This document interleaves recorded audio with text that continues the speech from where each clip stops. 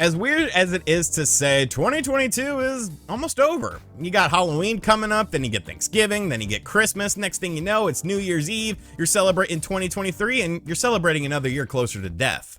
But of course, when it comes to 2023, there's lots of things to be excited for, such as new video games. I obviously enjoy video games and I enjoy talking about them. So I want to talk today about Nintendo and the year of 2023, because this is going to be the biggest year for the company ever in their existence. And it's not even necessarily because of the video game side of things, but their side ventures that are finally going to be becoming a reality. Nintendo is going to be changing potentially forever in 2023. So I kind of wanted to explore it with you guys. If this is your first time here, be sure to hit that subscribe button. Before we delve too deep into the video though, I want to give a huge thank you to today's sponsor of this video, Mech Arena. Mech Arena is a free-to-play 5-on-5 PvP game for your mobile device or PC that offers high-octane action with mechs, and mechs are pretty tight. Take out your opponent using a variety of different mechs and weapons, all of which are customizable with weapon upgrades, ability upgrades, and so much more. Plus, you can play solo online or team up with friends to form a squad of destruction throughout the battlefield. And there's a brand new mech for free that you can get, and he's one of the strongest mechs in the game, Brazilian soccer star Neymar Jr. He massively boosts your damage from missile weapons and assault weapons, which no other mech has.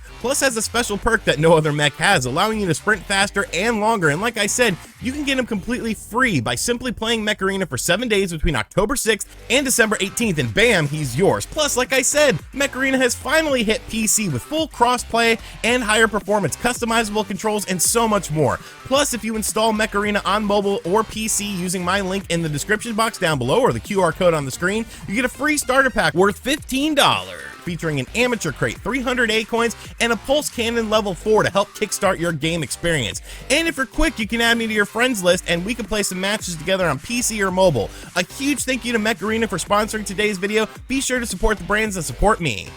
Alright, so looking at 2023 strictly from a video game standpoint, it's a huge year for Nintendo. We're finally getting The Legend of Zelda Breath of the Wild sequel with The Legend of Zelda Tears of the Kingdom coming out in May of 2023. We also have Fire Emblem Engage coming out early in January of 2023, but I think most people are sort of circling May 2023 on their calendar because that's when we really see what's been taking so long with this Legend of Zelda game. What have they really changed from the original Breath of the Wild? Many of us thought this would be an easy job, maybe a 2-year process to get a new game running on the exact same engine, but it seems like they maybe have gone a little bit crazy with this game, pushing the technical limitations of the Nintendo Switch, and it's a game that I think every Nintendo Switch owner is looking forward to. Even if you're not a fan of the Legend of Zelda games, you don't really get down with them, you don't play them much or whatever, you're still interested in seeing how this game runs. You're interested in seeing what they've done to this game to make it unique and stand out from, of course, Breath of the Wild.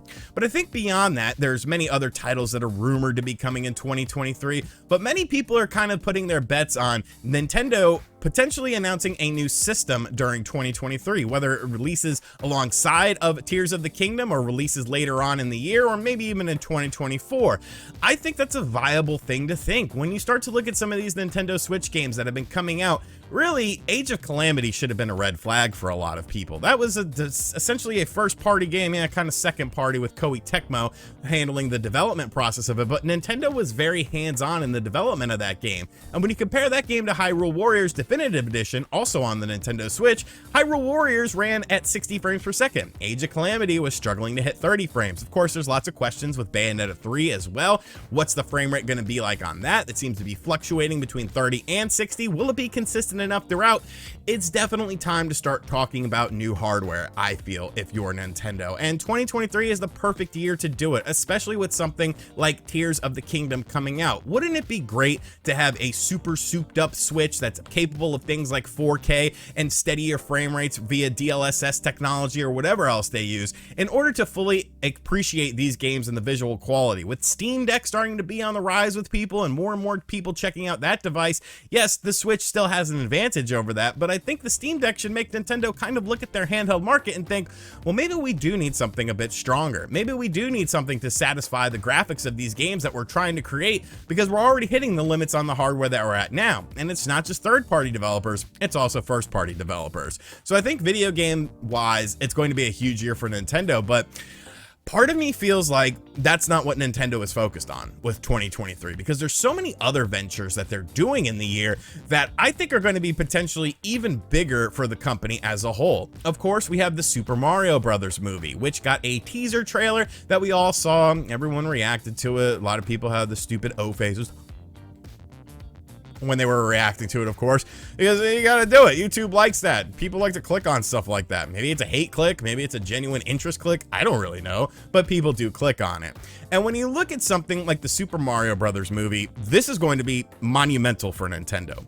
Let's take a look at the recent release in video game movies with the Sonic the Hedgehog franchise. Of course, Sonic the Hedgehog 25 years ago was right up there with Mario. At one point in time, Sonic the Hedgehog was bigger in the United States than Mario was, but that time has come and gone. Sonic the Hedgehog is really a nostalgic act for a lot of people and hoping to have prominence with a game like Sonic Frontiers, but we're not really sure about the future of Sonic. But what we are sure about is what the Sonic the Hedgehog movie did at the box office, and that's nearly $500 million for really a niche franchise in video games. Yes, it's a bigger niche franchise, but Mario is way bigger than Sonic the Hedgehog. Mario has cereal, Mario has toys, Mario has gummies and SpaghettiOs and stuff like that. Mario is something that resonates with both kids and adults alike, because the adults that grew up with Mario, most of them have kids nowadays, except for RGT, because hey, I don't know, I just ain't got no kids, at least that I'm aware of or whatever.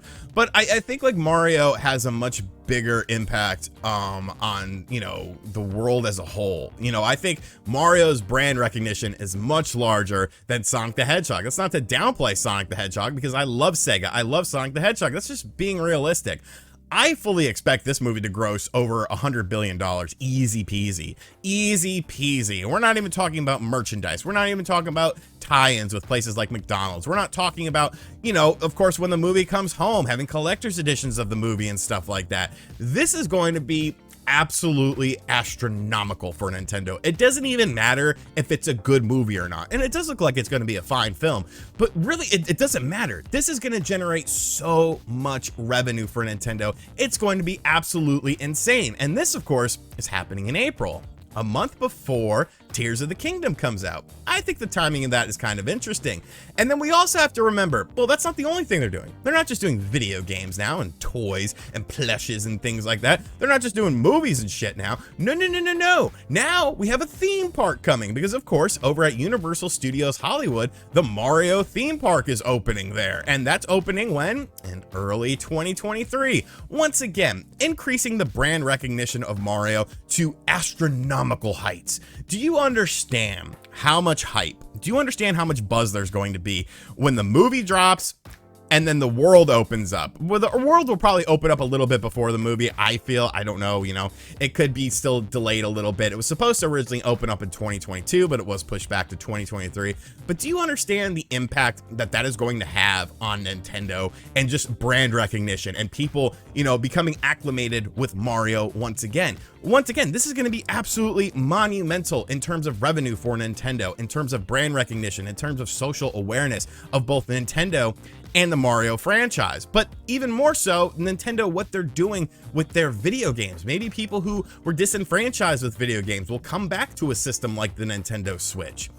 But how will this all impact the video game side of things? Because now Nintendo also has a film studio that they've purchased that's sort of their in-house thing. Are we going to see more Nintendo films? Are we going to see things like a Zelda or a Metroid or an F-Zero? Like, Nintendo has so many franchises that can be films, so many franchises that they can make into films and then parlay that into the amusement park side of things with Universal Studios Hollywood and eventually Universal Studios Florida.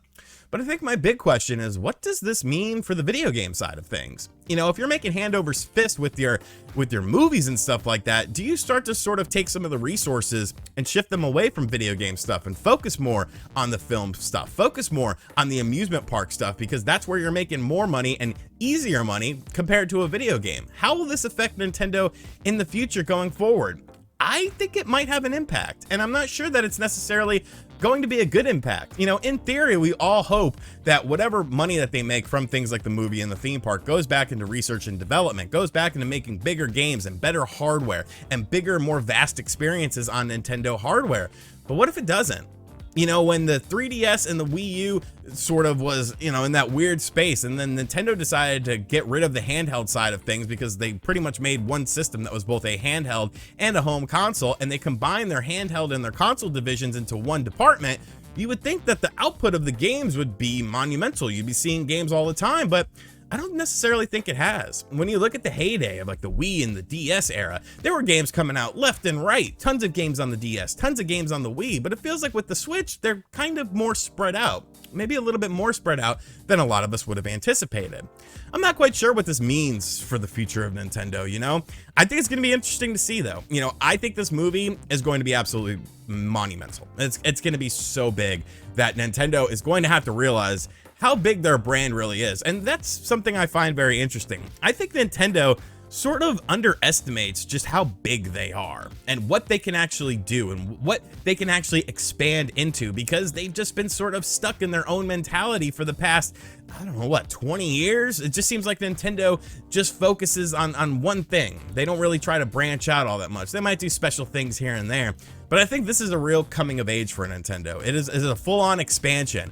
And will this have an impact on the video game side of things? Will this potentially negatively impact the video game side of things? I hope not. I honestly hope that all this money is put into the video game side of things to ensure the future of the Nintendo Switch, because keep that hybrid concept going. You know, we need all the money we can get into research and development so we can get something like a stronger system that's running these games the way they are really intended to be running. But it's going to be huge for Nintendo in 2023. No matter what happens, it's going to be their biggest year ever, with a new Zelda game launching, potentially new hardware talks, a movie of Mario, and a theme park of Mario. It's going to be absolutely crazy. And you know what? I'm here for it. I'm excited for it, and I'm interested to see what the future holds. So let me know in the comment section down below what you think of all of this. You know, where do you see Nintendo going with this? Could you potentially see them, you know, getting more into movies, more so than video games, if they see that that's more profitable? How do you think the theme park is going to sort of play into this as well? What do you envision Nintendo doing in 2023, whether it be on the movie side or the video game side of things? And as always, guys, thank you for checking out this video. Once again, a huge thank you to Mech Arena for sponsoring today's video. Be sure to check out the link in the description box down below. And as always, I'll catch you guys on the next video. Later.